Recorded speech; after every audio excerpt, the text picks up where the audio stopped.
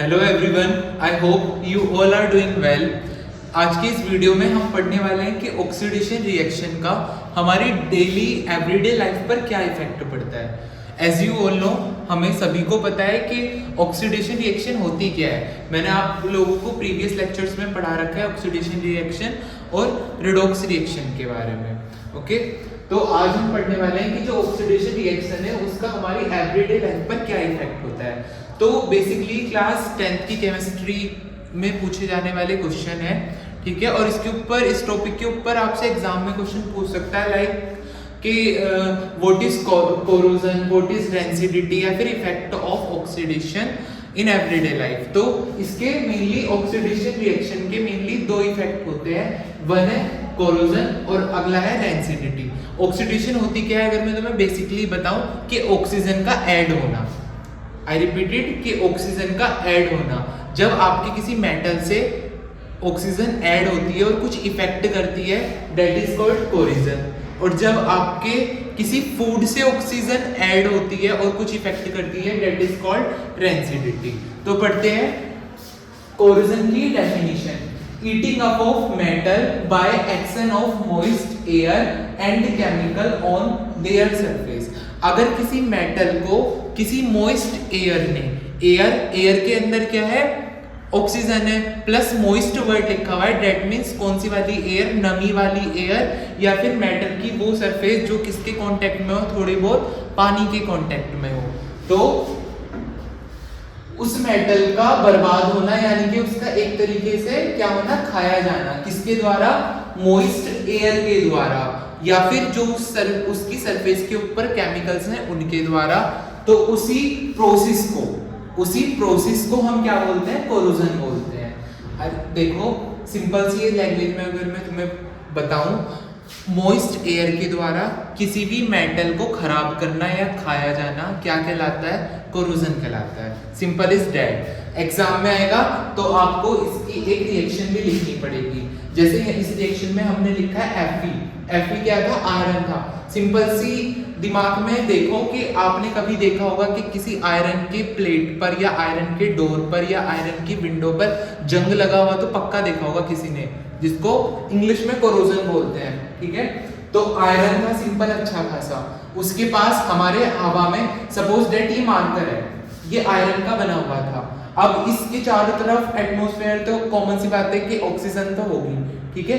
अगर मैं इसको पानी की कांटेक्ट में भी रख दूं तो इसको ऑक्सीजन तो मिली प्लस क्या मिला, वाटर मिला, यानी कि कौन सी वाली एयर मिली, मॉइस्ट एयर मिली। तो इसका जो आयरन है, जो पहले खाली Fe था, अब वो ऑक्सीजन से बाइंड होकर क्या बन जाएगा, Fe2O3 बन जाएगा। दैट मींस वो क्या बन जाएगा, आपका जंग बन जाएगा, कोरोजन बन जाएगा। और जो आपको कैसे कलर में दिखाई देगा, रेड ब्राउन कलर में दिखाई देगा। ये हम अपने डेली लाइफ में देखते ही हैं कि कहीं ना कहीं हमें जंग दिखता ही है। तो आज हमने समझ लिया है कि वो जंग कैसे लगता है, जब किसी मेटल के साथ, मेटल कुछ भी हो सकता है, उसके साथ ऑक्सीजन आके बाइंड हो जाए प्लस वाटर भी उसके कांटेक्ट में हो, तो उसे क्या हो जाता है, वो मेटल ईट कर लिया जाता है किसके द्वारा, ऑक्सीजन के द्वारा, और वो कोरोजन बन जाता है, ठीक है। अब एग्जाम में क्वेश्चन आया तो कोरोजन ये लिख दिया प्लस रिएक्शन लिख दी। अगर आ गया प्रिवेंशन ऑफ कोरोजन, यानी कि आप कोरोजन को कैसे बचा सकते हो, तो सिंपल कॉमन सा एग्जांपल है, आपके घर में जब डोर होते हैं, मेटल वाले जो डोर होते हैं आयरन के, बेसिकली उस पे क्या करते हैं, पेंट करते हैं। और वो जो पेंट होता है आयरन, लोहे वाला या फिर मेटल वाला, वो बहुत ऑयली होता है, ठीक है। तो सिंपल सा डेट के आप क्या करो, अगर आपको अपने मेटल को कोरोजन से प्रिवेंट कराना है तो क्या करो, ऑयलिंग करो, दूसरा पेंट करो, ठीक है, तीसरा वाटर की कांटेक्ट से बचाओ।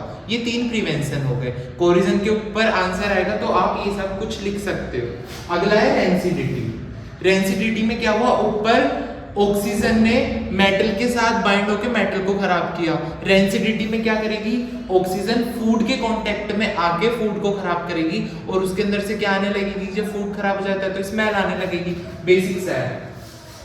The coming out of bad smell from the after the oxidation of food. जब फूड का क्या हो जाए, ऑक्सीडेशन हो जाए, यानी कि फूड के अंदर ऑक्सीजन बाइंड हो जाए और उसके अंदर से क्या आने लगी, एक गंदी बदबू आने लगे, दैट इज और वो वाला फूड जिसके अंदर क्या है, ऑयल है या फिर फैट है। आई रिपीटेड, एक ऐसा फूड जिसके अंदर ऑयल और फैट होता है, जब उस फूड का ऑक्सीडेशन हो जाता है यानी कि उसके अंदर ऑक्सीजन बाइंड हो जाती है तो उसके अंदर से गंदी बदबू आने लगती है, दैट इज कॉल्ड रेंसिडिटी।